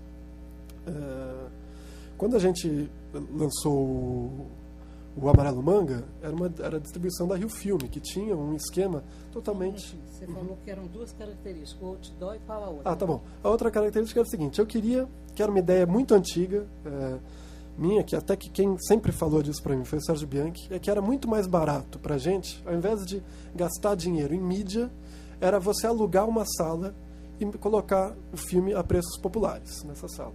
Que com esse dinheiro que se gasta, por exemplo, hoje em dia, um filme, um blockbuster, ele gasta 4 milhões só de lançamento, né? Um filme que custa 4 milhões, ele gasta 4 milhões. Um filme que custa 1 milhão, 1,5 milhão, como os nossos, eles deveriam gastar 1 milhão, 1,5 milhão. Não é o que se gasta. A gente gasta 100 mil, 200 mil, quando consegue, para lançar um filme. E daí tinha essa ideia de que a gente ter uma sala seria muito interessante. Então, para o Prisioneiro, eu fui atrás, no Centrão, eu falei, era um documentário, mas um documentário sobre presídios, que é um assunto muito popular, porque essas pessoas, muitas das pessoas que viram o filme no Centrão onde eu lancei, elas tinham uma proximidade muito grande com pessoas que já tinham sido presas, ou, enfim, conhecem esse universo de dentro, né? E daí eu achei um cinema que foi possível a gente praticamente arrendar ele, não foi exatamente um arrendamento, mas eu garanti uma quantidade mínima de ingressos, que era um cinema que chamava Cine Paris, e ele ficava na frente, fica ainda, ele ainda existe, na frente do Cine Marabá e ao lado do Cine Ipiranga, que eram os dois maiores cinemas do Centrão, né? E esse Cine Paris era um cinema que cabia 100 pessoas lá dentro. A gente ocupou praticamente todas as cadeiras desse Cine Paris durante esses 4 meses, as 4 semanas que a gente ficou em cartaz, a ponto de acontecer uma coisa completamente bizarra e inacreditável, que é o Cine Marabá, que era o maior cinema de São Paulo, né, com quase 2.000 assentos ali. Eles vieram atrás da gente para pedir o filme, porque tinha um cineminha, uma boca de porco ali na frente dele, fazendo não era mais público, mas com fila ali toda hora. Só que diabo de filme é esse que não para das pessoas verem? E a gente foi para lá. Foi um desastre quando eu fui pro Marabá, porque eu já estava há 4 semanas passando, já tinha meio que, né, oferecido o filme para aquele público ali. Mas a gente dividiu numa sessão dupla, acreditem se quiserem, o Prisioneiro da Grade de Ferro, fazendo uma sessão às 2, às 4 trocava, era outro filme, com A Paixão de Cristo, do Mel Gibson. Eu tenho fotos disso, com aquele desenho no Cine Marabá, com esses 2 filmes ali. Então, a gente criou coisas, assim, né? Era um ingresso muito barato. Na época, a inteira era R$4 e a meia era 2, né? Hoje em dia, talvez fosse um pouquinho mais, seria alguma coisa como 6 e 3, alguma coisa assim. Nenhuma das pessoas que passaram ali lê jornal, ouviu a minha materinha, meu tijolinho, não sei o que, nada. As pessoas passavam na frente do cinema e viam uma coisa que não existia mais já naquela época, mas que eu vivenciei isso na minha infância muito, que era foto na porta do cinema. Além de cartazes, todos os filmes faziam um jogo de 8 fotos, né, que eram desse tamanho assim. Ela vinha com o nome do filme embaixo e tinha uma foto do filme. E você colocava do lado do pôster, assim, essas 8 fotos. E daí eu fiz essas 8 fotos do Prisioneiro. E peguei, obviamente, as cenas mais impactantes que tinha. Então, uma das fotos era uma planta de maconha, a outra era uma mulher pelada numa parede, o outro era um cara com uma faca. Enfim, era um pouco, digamos, apelativo, mas completamente dentro do universo que a gente tinha e se comunicava com o público que eu queria que se comunicasse. Ou seja, um cara que está passando na rua, que vê uma foto e fala, eu vou entrar para ver esse filme. E com isso que eu fiz, aconteceu uma coisa que é o Prisioneiro da Grade de Ferro, que fez esses 30 mil espectadores, ele fez em uma sala de 100 lugares no centro de São Paulo, mais público do que eu fiz no Espaço Unibanco, em São Paulo, que era o lugar onde esse filme é direcionado, não sei o que, blá, blá, blá. Eu fiz 7.500 espectadores nessa única sala. Então, existe dentro do mercado, distribuidores, etc., claro, um método de você fazer. É fácil para mim, que faço um filme a cada 10 anos, agora estou dirigindo meu segundo longa, me esforçar e pensar 24 horas por dia em como lançar esse filme, como fazer ele ser visto. Para um distribuidor, ele lança 4 filmes por mês, sei lá quantos. Aquilo é uma máquina, então também não dá para cobrar desses exibidores que ele seja genial com todos os filmes. Eles querem, né, o trabalho deles ali é fazer camiseta. Então eles fazem camiseta, uma atrás da outra, elas são parecidas umas com as outras. Pode mudar alguma coisinha, mas é um detalhe, né, não se muda tanto assim. Então é fundamental que a gente participe disso. O que eu ia falar do Amarelo Manga é que a gente fez esse público também grande com o Amarelo Manga, porque a gente foi lá, invadiu praticamente a Rio Filme, 2 malucos, que era eu e o Cláudio Assis, né?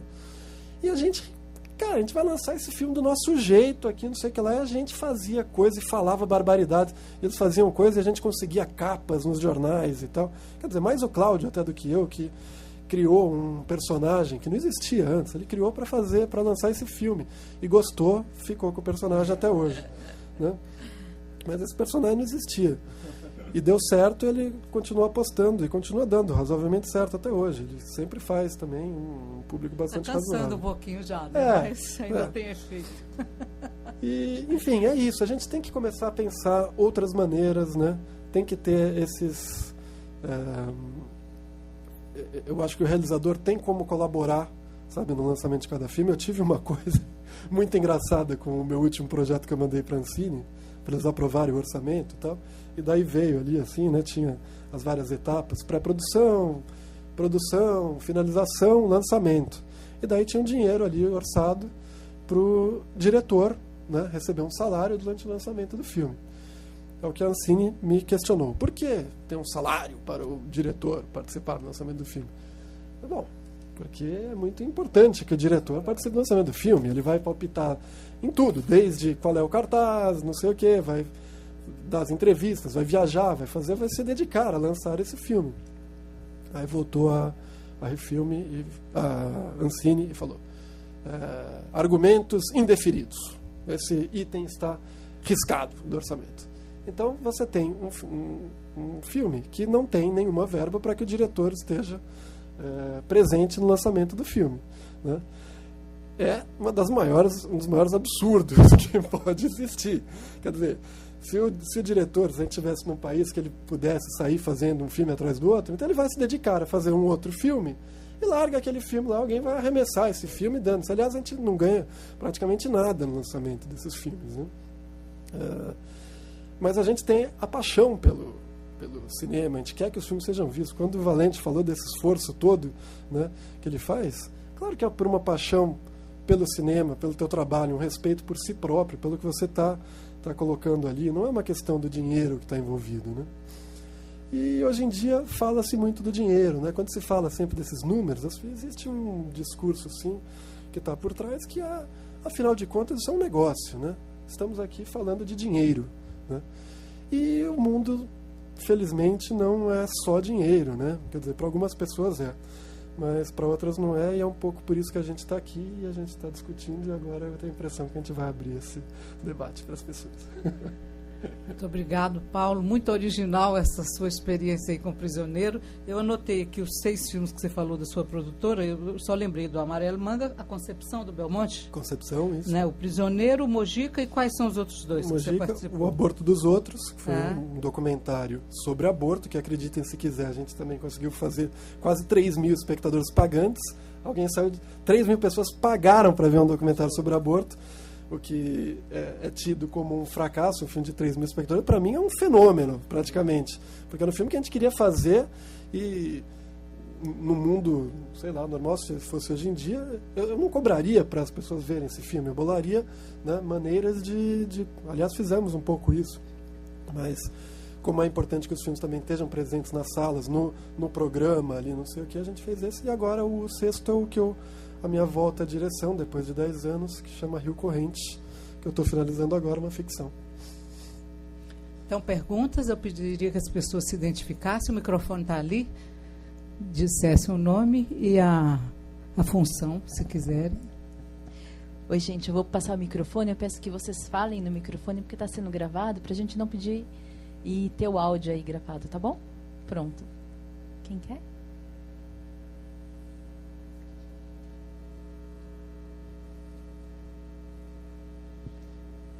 Boa noite, eu me chamo Wanderson Feitosa, sou produtor independente de curtas-metragens, e a minha pergunta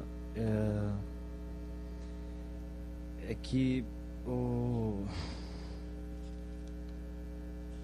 em algum momento a questão povo brasileiro e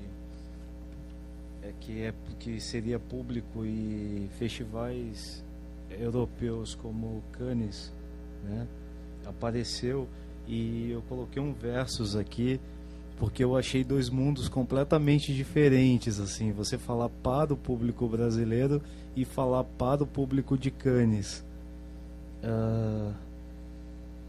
E antes eu queria perguntar, na verdade, queria jogar, na verdade, para o debate, essa questão de falar com esses 2 públicos, porque geralmente se faz filme no Brasil e se lança primeiro no exterior, para que ele seja aceito e assim cative o público que vai ao cinema.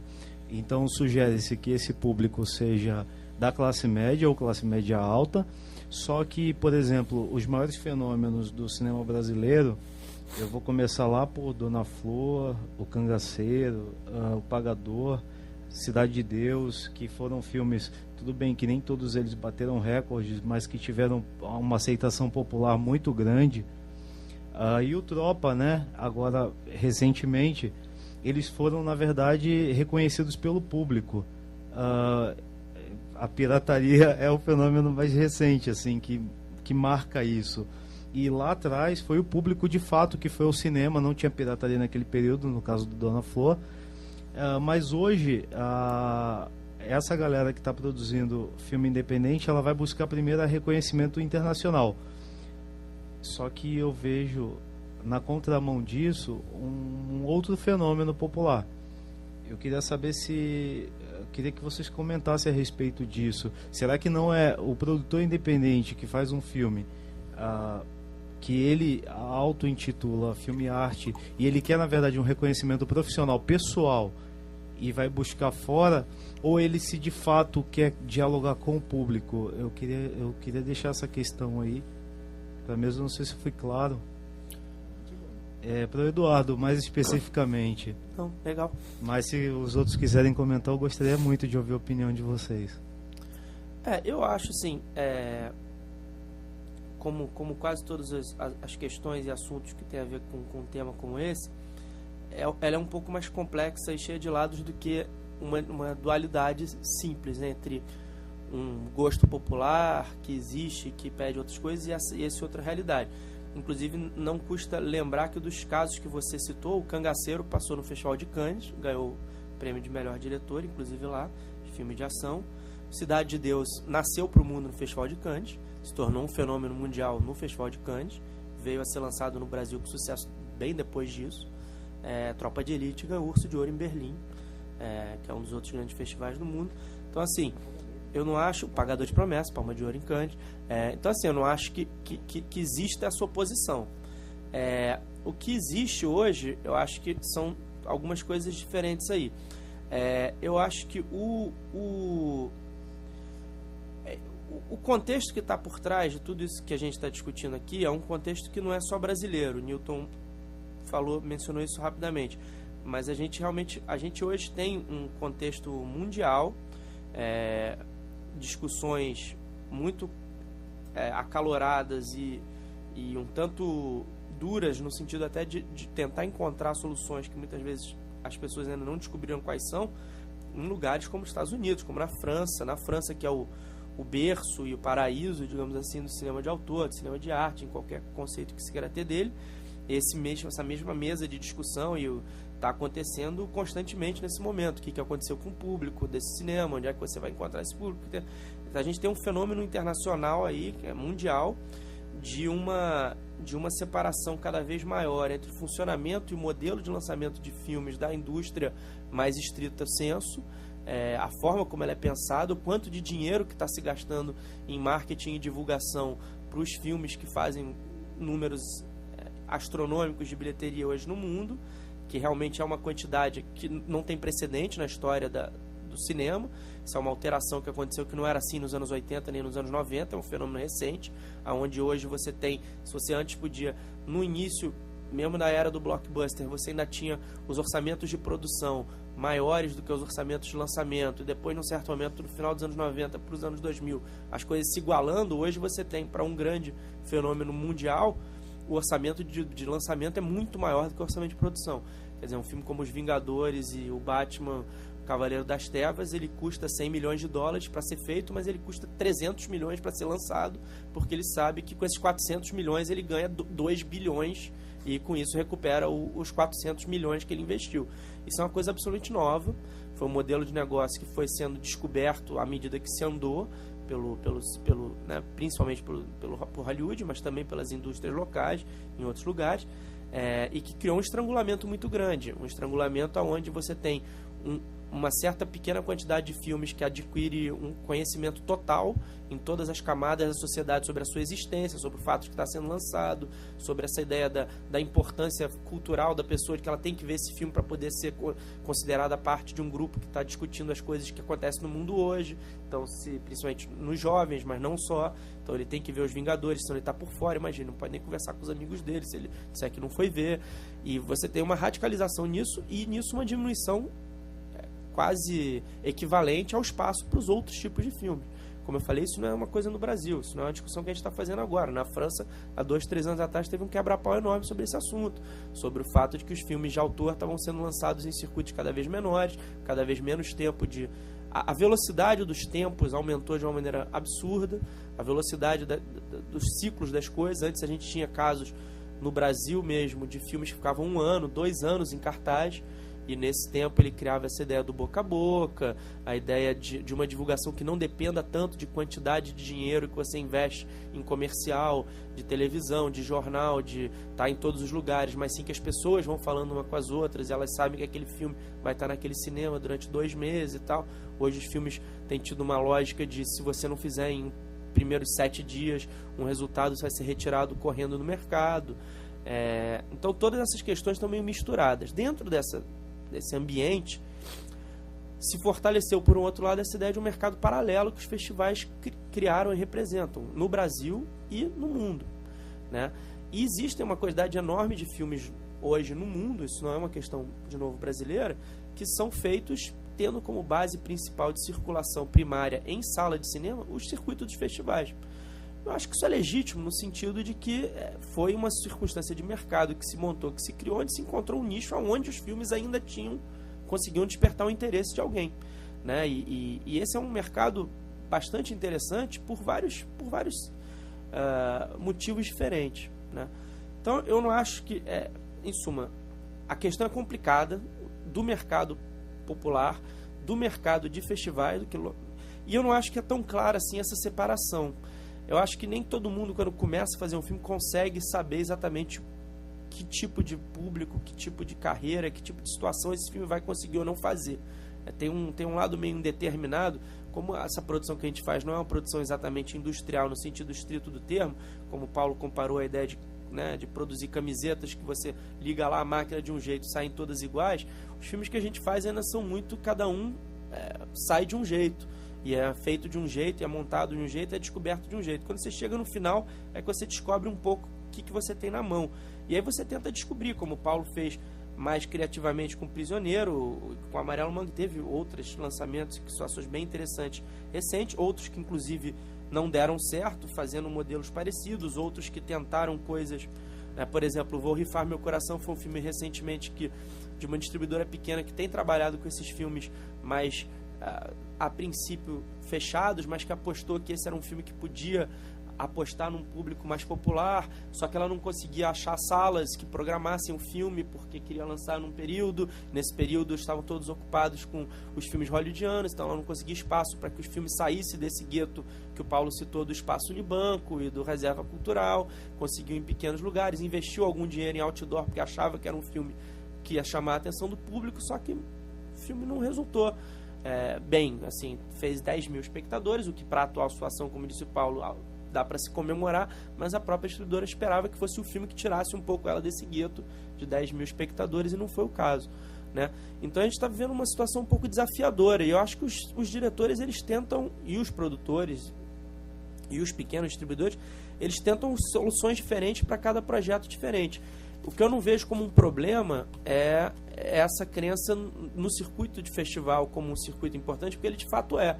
E eu acho que muitas vezes ele é determinante, principalmente uma carreira internacional do filme. Eu não fiz o meu filme, acho que o Paulo também não, e ninguém fez o filme pensando que para ser visto por esse ou por aquele. Eu fiz o filme que eu queria fazer. Quando eu terminei, eu disse, bom, então como botar ele no circuito festival internacional, no circuito de público brasileiro, no circuito... Não tinha muito uma coisa que eu vou escolher agora, um ou outro, né? Não tinha uma opção por isso ou por outro. Tem algumas nuances nisso daí, por exemplo, os festivais internacionais têm uma questão de que eles exigem um certo ineditismo do filme para ser exibido neles, principalmente os maiores. Então não adianta você querer começar lançando aqui e querer ir para o festival internacional depois, porque você não vai fazer isso, não é esse o caminho. Então eventualmente você começa por fora, não só porque você quer que o lado de fora te chame a atenção para cá, mas porque é o que você tem que fazer para ele poder passar lá fora. E aí depois você trabalha aqui dentro diferente. Então tem umas questões aí. Mas eu acho que é importante a gente ter em mente essa ideia de que esse circuito ele se criou como uma possibilidade de circuito alternativo, aumentou muito como isso, e isso é muito interessante. E por outro lado, a gente vive realmente um momento muito complexo no mundo inteiro. É uma palavra que a gente não falou aqui ainda, porque eu acho que ainda não foi devidamente entendida nem por mim, nem por nós, nem por todo mundo, de que maneira pode ajudar esse mercado, é a internet, né? Claro que a internet hoje, como realidade, ela tem muitas vantagens, né? Ela tem a possibilidade hoje isso a gente vê aqui como cinéfilo no Brasil, quanto de filmes que não se vê em cartaz no cinema são vistos pelos jovens cinéfilos, filmes de outros países, da Filipinas, da Indonésia, não sei o quê. Então é claro que isso pode acontecer com os nossos filmes para lá também, mas por outro lado ainda não se criou uma possibilidade de mercado se entendido como algo que monetariza quem investiu nela, quem montou para esse tipo de filme. Para os grandes filmes já tem uma estrutura toda montada, inclusive na internet. Para esses filmes, o que se aumentou foi a possibilidade de chegar nas pessoas, o que a maioria das pessoas tem recebido como uma coisa positiva, porque a maioria das pessoas que fizeram esses filmes não estão tão preocupados com quanto dinheiro elas vão ganhar depois, mas sim que as pessoas vejam o filme. Então, só que não é exatamente um mercado ainda, mas já é uma possibilidade de expansão da existência desses filmes muito maiores que a gente tinha 5, 6 anos atrás. Mas ainda estamos tateando nesse mundo, eu acho. Mas eu apontaria aí uma outra coisa que a gente tem que trazer para a discussão, né, que é a questão da internet, com certeza. Desculpa se eu dei umas voltas, mas é porque esse tema realmente ele pede algumas voltas, assim, é complexo. Você? Oi, meu nome é Paula, sou operária de televisão, curta-metragista. E sim, quer dizer, trabalho na TV porque eu preciso viver, porque a minha crítica, engraçado, assim, você falou do Paulo Emílio. Então, o Paulo Emílio, que era um cara que defendia uma estética brasileira, uma apropriação de discurso, de imagem, som, linguagem, enfim, que fosse brasileira, mas não da patriotada, mas, enfim, algo autêntico e legítimo. E aí você, Eduardo, falando da internet, quer dizer, os curtas que eu faço estão todos no Vimeo e vão ficar ali mesmo. Porque tem uma série de oportunidades agora para curta-metragens ou para longas e tal. Eu especificamente gosto do documentário, que ele é o mais preterido dos gêneros, assim, na minha opinião. E eu acho que aí o mercado, conforme o Newton falou, quer dizer, que eu concordo imensamente. Assim, eu acho que todo mundo é autor da novela, o James Cameron, todo mundo. Né? Não tem essa de não autoralidade, assim. Agora, o que eu acho é que os filmes e o cinema em geral, ainda mais no Brasil, quer dizer, tem um aspecto muito elitista nessa produção e muito marginalizado na produção realmente independente. Eu não sei em que ponto é independente ou não, quando eu olho umas discussões, umas faíscas assim que rolam entre Fernando Meirelles e o Barreto, sabe? Parece uma coisa assim, ancien regime versus não sei o quê. Eu acho uma coisa assim, triste, eu acho caricato, eu acho que tem um fundo setorial gigantesco e existe uma apropriação muito grande da estética, do discurso, da imagem, do som, assim, nas TVs e tal. A Globo usa dinheiro de incentivo fiscal para fazer as suas inovações e, ao mesmo tempo, quer dizer, se ele ou eu, alguém que não tiver sido, e eu entendo plenamente, eu respeito muitíssimo quem vai e luta e inscreve o seu filme tal, em festivais e faz todo um périplo, porque não é fácil, mas pensando na possibilidade de financiamento de um cinema realmente popular, ou de você ir na contramão e encher o Cine Paris, que eu fui ver no Cine Paris. Achei muito legal. E aí, eu fiquei com medo um pouco da plateia, mas porque eu estava lá. Mas aí eu acho legal, assim, porque, quer dizer, o cinema não se restringe ao valor que o mercado atribui a ele, né? Nem as cifras que ele alcança, são vitórias adicionais e tal. Mas aí o meu ponto para perguntar para vocês é assim, primeiro que eu queria que vocês comentassem esse aspecto, eu acho, tremendamente elitista. E em segundo lugar, quer dizer, a gente tem aqui ao lado a Argentina, que tem um mercado razoavelmente, tremendamente aquecido, a ponto de ter formado até uma classe média que vive disso. Quer dizer, as pessoas não são só, elas não são engessadas, um especialista, assim, restritas e estanques nos guetos, mas eu acho assim, conseguem viver disso e conseguem fazer, e existem salas de cinema nacional. Quer dizer, isso para mim é uma coisa, é até piada, assim, tipo, os meus amigos já sabem, se você ganhasse na loto, o que você faria?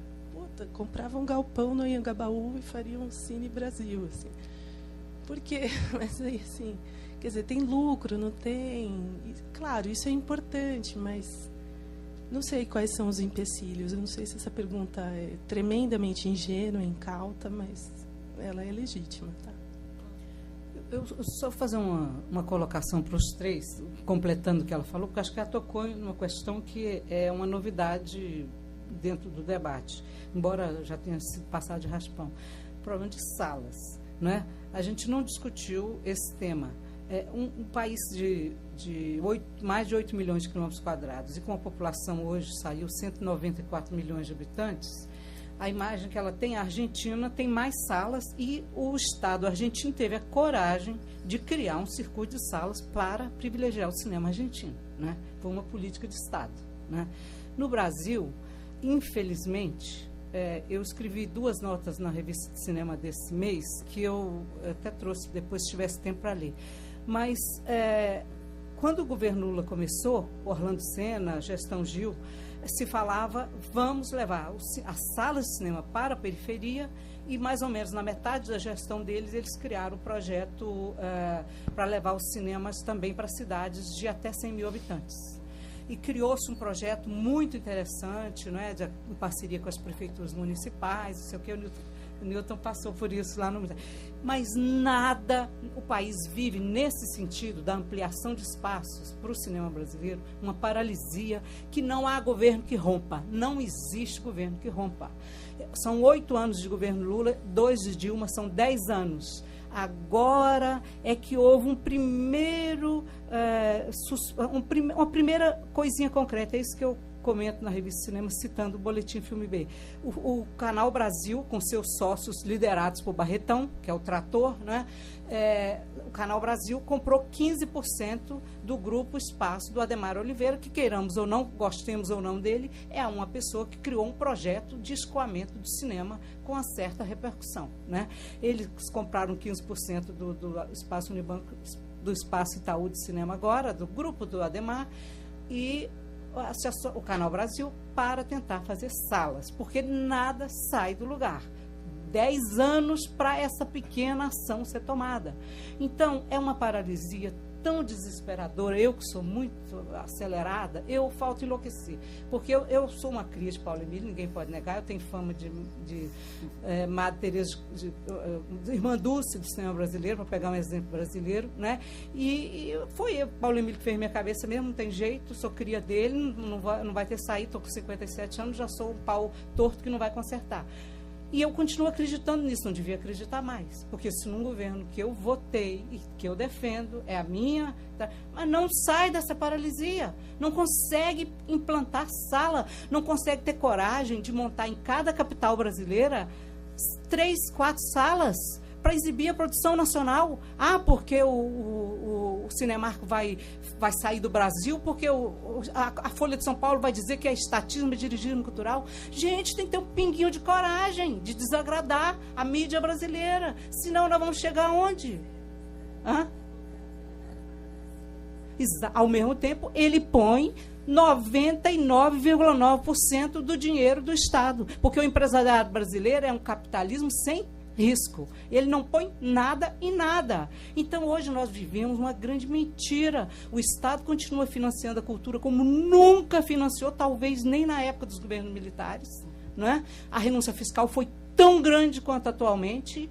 Agora, ela tem uma capa de que é a empresa privada que está renunciando via Lei Rouanet e Lei do Audiovisual e tal, uma capa. Porque, na prática, o Rouanet, vocês leram a entrevista do Rouanet à Folha?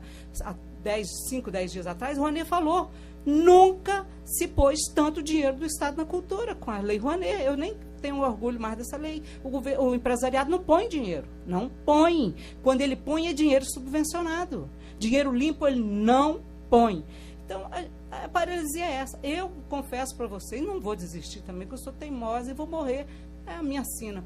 Eu tenho uma alma missionária, não posso fazer nada. Mas, aqui, passou pela gestão, acho que você podia falar disso. O que paralisa, o medo paralisa a alma desse governo, desse e de todos os outros, porque ninguém faz nada. A Cristina Kirchner, pelo menos isso ela fez.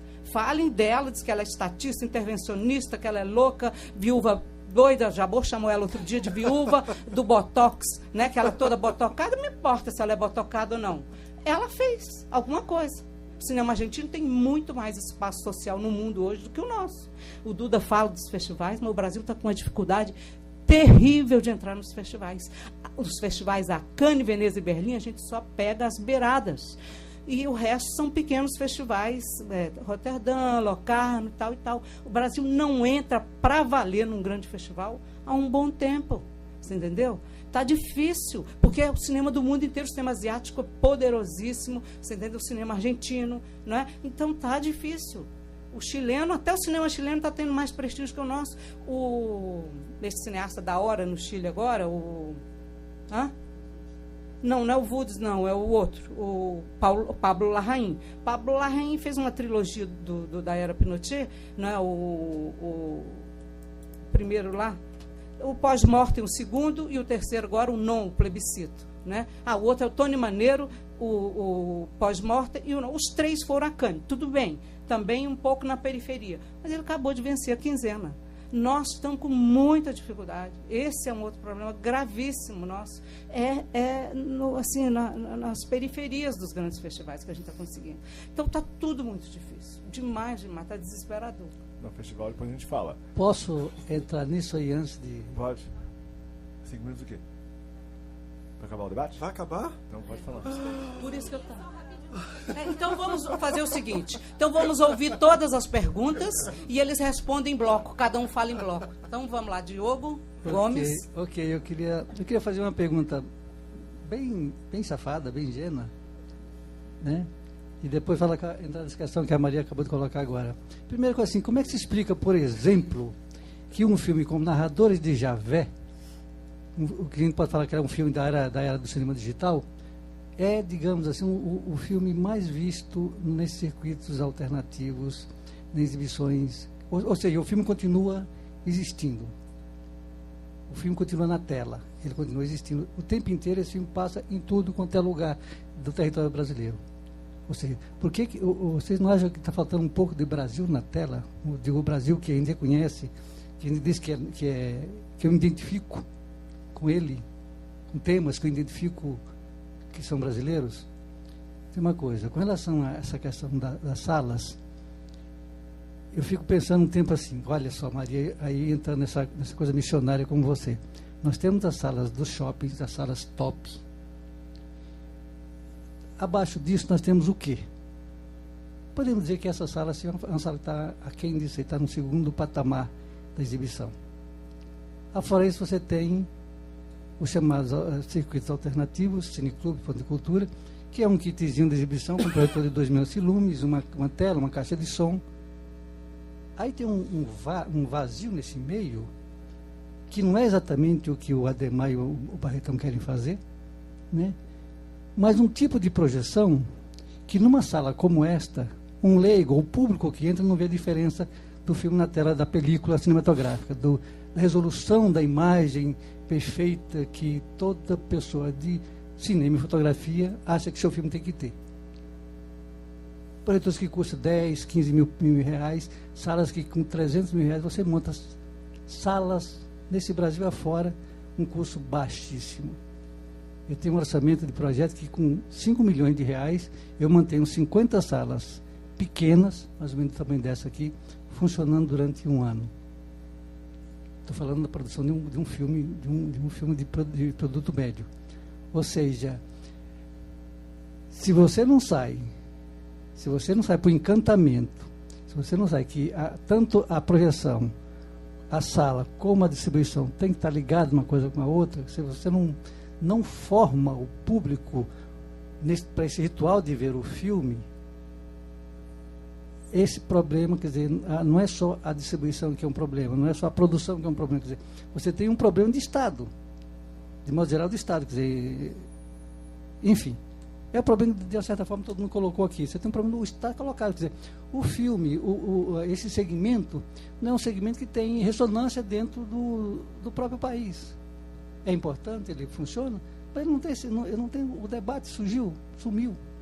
As pessoas hoje, quando vai discutir um filme, você vai no festival discutir um filme, quando você faz uma pergunta incômoda para o diretor, que é um problema sério, você não pode falar mal do filme, só porque o cara fez o filme. Se gostou ou não gostou. Né? Quer dizer, você vai no cinema, você não pode recorrer ao PROCON porque você não gostou do filme. Mas se eu for no mercado que comprar um sabonete que está com problema, eu troco. Ou seja, estou só querendo complicar o que não devia complicar. Obrigada. Ela aqui. Se identifique, por favor. Meu nome é Carla e eu sou assim mais sonhadora do que a Maria, porque além de ser apaixonada por cinema e cinema brasileiro, como o Paulo falou, eu sou professora, né, universitária, e estudo, pesquiso o cinema brasileiro. E eu queria só fazer um comentário que eu acho, Maria, que o governo brasileiro tem que realmente investir nas salas, né, e fazer salas de exibição. Só que eu sou contra a capital. Eu acho que o governo tem que ir para o interior. Eu ensino numa cidade, por exemplo, que tem 240 mil habitantes, a gente não tem uma sala de cinema. E para as pessoas participarem de cinema, ou elas vão para alguns cineclubes, 2 cineclubes que tem, com um de ponto de cultura, que a gente conseguiu agora, ou então a gente faz exibição na faculdade, numa sala de aula normal, usando data show para poder as pessoas assistir. E lota, e vai, né? Então, assim, eu acho que tem que investir, sim, em montar salas de exibição, mas salas de exibição no interior, né, do país. Porque se a gente for ver, a maioria das cidades brasileiras do interior, elas não tem nenhuma sala de cinema e as pessoas sentem falta disso. E botando mais lenha na discussão, eu queria que vocês falassem não só do problema da falta de salas para exibir, mas também no preço do ingresso. Porque eu sei que existem alguns projetos, né, como o Paulo deu o exemplo dele, e a gente vê outros exemplos também do Dia do Cinema Brasileiro, que o ingresso é R$1, que é R$12, e as pessoas vão e assistem ao filme brasileiro e gostam do filme brasileiro. Então, se não está na hora também da gente mexer no bolso, né, dessas salas de exibição e exigir que também haja um preço mais acessível para as pessoas, né? De perguntas, eles podem responder então em bloco? Você também quer perguntar? Não? Ele quer. O microfone? Ô, plateia boa, né? Todo mundo tem o que dizer, que bom. Na verdade, não é nenhuma pergunta, é mais assim, tentar entender de que lado Seu que nome, por favor. Césio. Tentar entender para que lado que pode estar indo tudo isso, né? Porque a gente tem, além de ter pouco tempo de debate, né? São vários debates, então a gente está sempre debatendo sobre isso. Eu acho que está faltando uma ação coordenada para resolver os problemas. Os problemas a gente já entendeu qual é, né? A gente tem um problema de distribuição, de lançamento, de orçamento para lançamento. A gente tem um problema de qual é o público-alvo que o meu filme está falando e como formar esse público. Então, de que forma, não sei se é uma pergunta, mas de que forma a gente pode criar, o setor pode se organizar para poder transformar isso, para poder lidar diretamente com o problema. Porque senão a gente vai ficar sempre discutindo qual é o problema e não vai ter, na verdade, nenhuma ação coordenada do setor para resolver. Talvez através do cineclube, enfim, é possível pensar, assim como o Sacramento pensou formas de viabilizar o filme, pensar formas de viabilizar uma mudança desses pontos que a gente está debatendo aqui. Será que o cineclube, será que de que forma as associações, de que forma a gente pode se organizar para poder mudar isso? Eu acho que o pessoal já está tão organizado, cara. Acho que um dos problemas é que o pessoal está tão organizado que já ninguém se aguenta mais. O debate está assim. E está tanta associação, tanto festival, eles falam isso o dia inteiro. Todo mundo fala isso há 10 anos e não estamos conseguindo. Então, por que não estamos conseguindo? Primeiro, não é por setor. Não pode ser setor. Setor de distribuição, setor de não tem isso. Tem que pensar muito grande. Muito grande. A gente pensa muito pequeno. A gente fica pensando nas coisinhas. A gente tem que pensar muito grande. A outra, o que a Maria Rosário falou, a gente tem que perder a vergonha de ser nacionalista. A gente passou muitos anos com esse trauma de não pode ser nacionalista, e está ainda isso, está um resquício, mas está começando a aceitar que a gente pode ser nacionalista. Está difícil, foi difícil para a gente aceitar isso. São Bresser Pereira na Folha toda segunda-feira clama. O Bresser, entendeu? Então, as pessoas sabem disso. Está começando a ter de novo uma falta de vergonha de ser, porque o nacionalismo, a gente tem traumas dos regimes totalitários que expulsavam o estrangeiro. Não tem o menor perigo de expulsar o estrangeiro. Não, ao contrário, eles já estão dominando, a gente vai achar ótimo. Eu gosto do cinema americano, não vai acontecer nada, não vai parar de se passar o cinema americano, não tem esse perigo. Não tem esse perigo. Então a gente pode ser nacionalista à vontade, que é só para a gente ficar mais ou menos equitativo. Só isso. Não é porque a gente é contra eles, não é disso. A gente também acha a gente legal mesmo, só isso, né? Só isso. Agora, a gente não está, enquanto categoria, eu falo Pensa Grande, enquanto cinema, a gente não está conseguindo ter um discurso unificado que explica para a elite dominante do país, elite dirigente, que é empresários e governo, e Dilma, por exemplo. A Dilma acha que a gente é os bobinhos que quer fazer filme. É isso que ela acha. A gente é uma cota de os bobos que fazer. É isso que ela acha. Ela pensa assim, o ministério lá, ela acha isso. Eles não entenderam ainda que tem realmente a economia criativa é estratégica. Não entenderam. Não adianta ficar falando, não entenderam. Não entenderam. Quando o cara entende, ela vai lá e faz um plano de 6 bi, acabou. Está cheio de plano de 6 bi aqui, acontecendo no país. Entendeu? A gente fica lá, que leizinha, não sei o que leizinha, cara, entendeu? A gente sai desse negócio, não, eu fui no debate do prefeito, o pessoal falando, não, a lei da municipal lá, não sei o que, lei municipal, entendeu? Lei, como é que chama? Lei, esqueci o nome, quero que renove a lei, tipo uma lei Rouanet municipal. A gente mesmo está pedindo isso, a gente está pedindo muito pouco. A gente tem que falar, cara, é o seguinte, cara, outro marca, a lei Marcos Mendonça, ou você entende que São Paulo é política de economia da cultura e vai mudar a cidade inteira, a identidade da cidade, vai aumentar o turismo, vai dar emprego para todo mundo, ou você entende isso, ou não tem papo.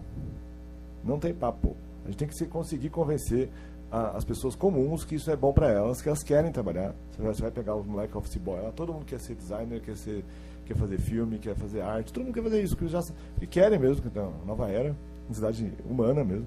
E fora a cidade humana, é uma cidade... Eles sacaram que tem mais mercado, dá para ganhar dinheiro, dá para ser mais independente. É real isso, não é uma viagem. A gente sabe disso. Só que a gente não está conseguindo convencer as pessoas, a gente está numa lógica de reclamação. Como se a gente fosse uns bobão. Se você começa a falar de bobão, a gente tem que realmente absorver que a gente realmente está pobre, calmou, e pular para as cabeças, tentar ajudar o país. A gente tem que estar numa discussão de a gente quer ajudar o país. A vibração que um cineasta passa quando vai falar com o governo é que ele está precisando de ajuda. As pessoas não querem ajudar as pessoas.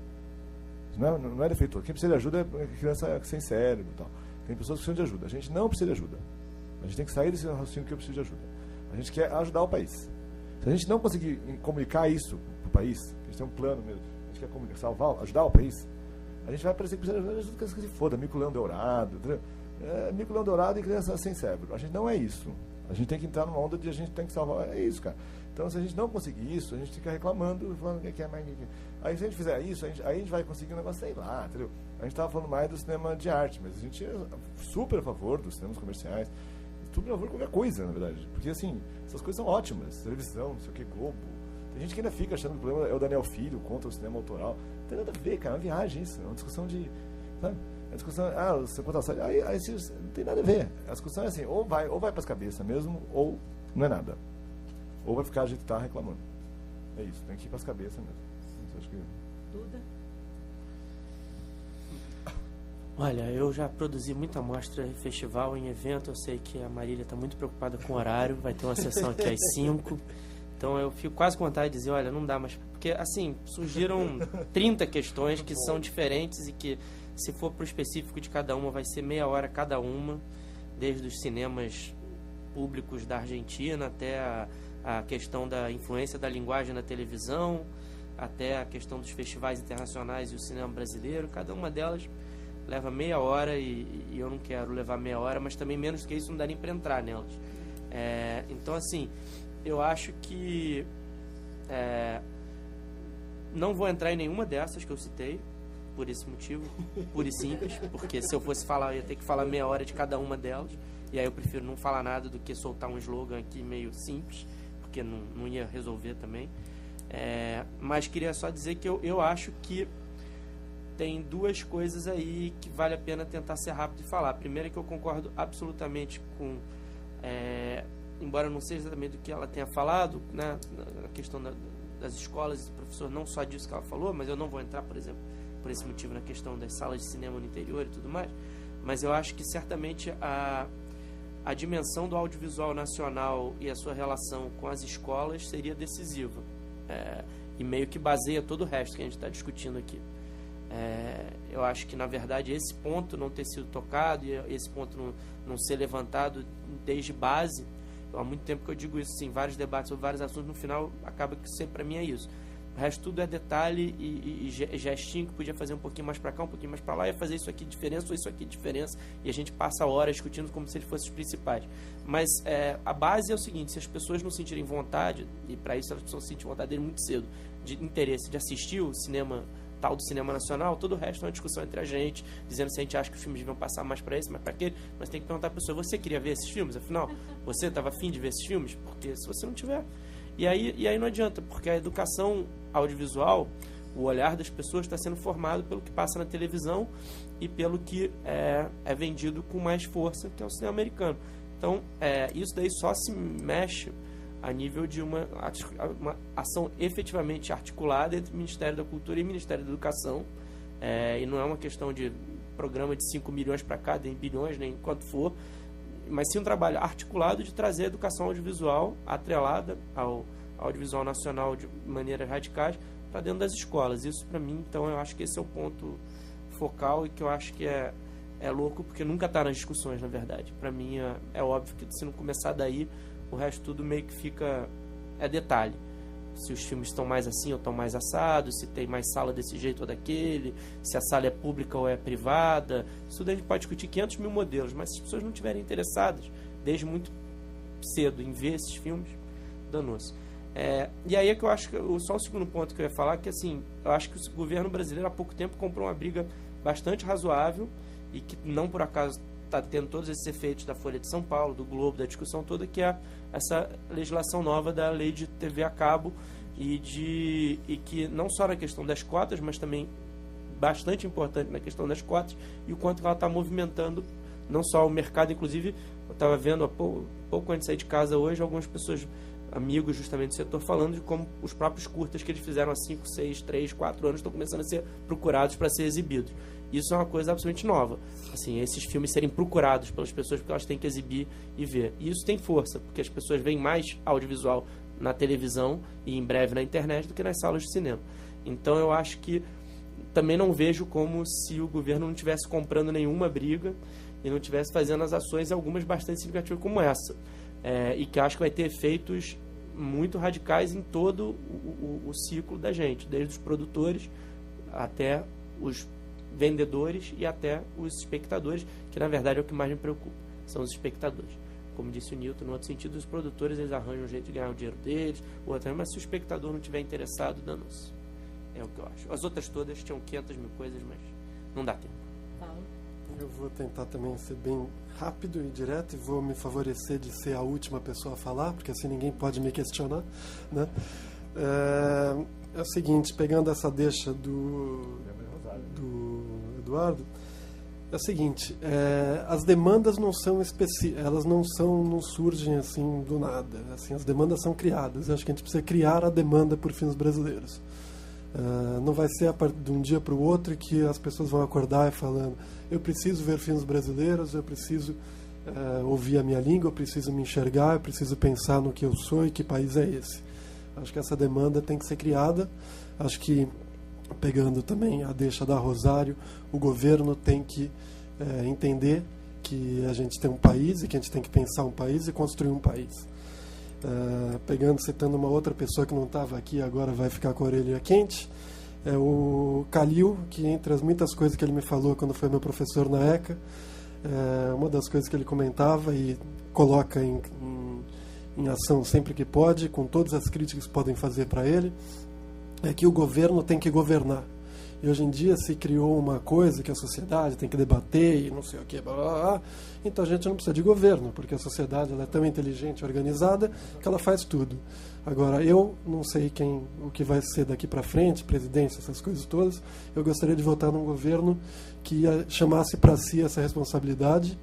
Quero deixar muito claro que, apesar de que tudo que foi importante, a gente está criando um cinema, e a gente já criou esse cinema, baseado no incentivo fiscal, certo? E eu acho que isso é transferir responsabilidade. Eu gostaria que o governo tivesse mais responsabilidade nos filmes que a gente está fazendo. E eu queria terminar sendo completamente bombástico e dizendo que essa questão toda, existe o melhor livro que foi escrito sobre a indústria cinematográfica no Brasil, foi escrito por um americano, por um brasilianista, chama Film Industry in Brasil, do Randall Johnson, e basta você estudar esse livro que você vai ver que entre as 1000 coisas que se fizerem em 100 anos quase nesse país aqui, a gente tem talvez o exemplo mais, se não o melhor, o mais eficiente, ele se chama Embrafilme. E acho que a gente tem que parar de criar monstros nesse país e valorizar a experiência que a gente teve e encarar os problemas de frente. Acho que se a gente parar de evitar palavras e parar de evitar pensamentos, a gente vai chegar bem mais longe do que a gente está chegando hoje em dia. Ainda bem que ele sabia que era o último. Acabar mesmo que o tempo esgotou-se, eu vou só fazer 2 provocações. E nós nem tocamos no cinema infantil, que é o maior desafio desse país, porque todo mundo quer fazer filme para adulto aqui, todo mundo tem vergonha de fazer filme infantil e juvenil aqui, diminuir a pessoa, ninguém gosta. Raton falou para mim, não tem que parar de fazer filme infantil, senão eu vou ficar taxado de cineasta infantil, de filme infantil. Eu falei, o que tem? Aonde que está a vergonha nisso? Mas é um horror, né? E a última coisa, eu quero contar uma história micro rápida para vocês. O cinema brasileiro tem fama de viajar mal, de que quando se teve aquela maravilhosa tentativa da Ancine com a Argentina e com alguns outros países de levar filme brasileiro para lá e trazer os de lá para cá, os de lá pegaram aqui e os nossos não pegaram lá, porque diz que nossos filmes cheios de preto, de pobre, de favelado, não agradaram na Argentina, que é um país de classe média, que gosta de filme com psicanalista, não sei o que lá e tal, né? Então, se diz que o cinema brasileiro viaja mal. Eu fui assistir ontem esse filme francês, o maior blockbuster, o segundo maior blockbuster da história da França, que é Intocáveis, né? Eu vi 2 outros blockbusters franceses que vieram para o Brasil e naufragaram terrivelmente. Um que foi A Riviera Não É Aqui, né? Bienvenue chez les Ch'tis, e o outro, Os Visitantes, né? Os Visitantes fez 8 milhões de espectadores na França, foi lançado aqui, não deu para pagar nem os cartazes. O Bienvenue les Ch'tis, acho que não pagou, nem cartaz se fez, porque não adiantava. E esse ontem eu fui assistir uma sessão às 5 da tarde no shopping Cinemark Santa Cruz, e tinha 80 pessoas na sala à tarde. Eu não acreditei. Eu só vejo algum filme blockbuster americano para dar 70 pessoas à tarde, 80. Fiquei estarrecida, né? Aí eu pensei, o que esse filme tem que ele viajou e os outros não viajaram? Não tem mulher bonita, as personagens femininas são fraquíssimas, o filme é de 2 homens, um preto e um branco, francês e tal e tal. Vejam esse filme e tentem responder comigo, que a minha cabeça está fervendo para entender isso. Você, Paulo, quero que você veja e me conte depois, vamos fazer uma análise desse caso. É isso, gente, muito obrigado. Né? Eu pedi aos da mesa que fossem objetivos, porque ela tinha me avisado que o tempo era curto. Esses debates, quando eles esquentam, eles acabam, né? Quando a coisa está fervendo, a temperatura está enorme, mas o centro tem outros compromissos e precisam dar sequência à sua programação. Muito obrigado e agradeço do fundo do coração, num sábado à tarde, depois do almoço, vocês virem para cá. Obrigado.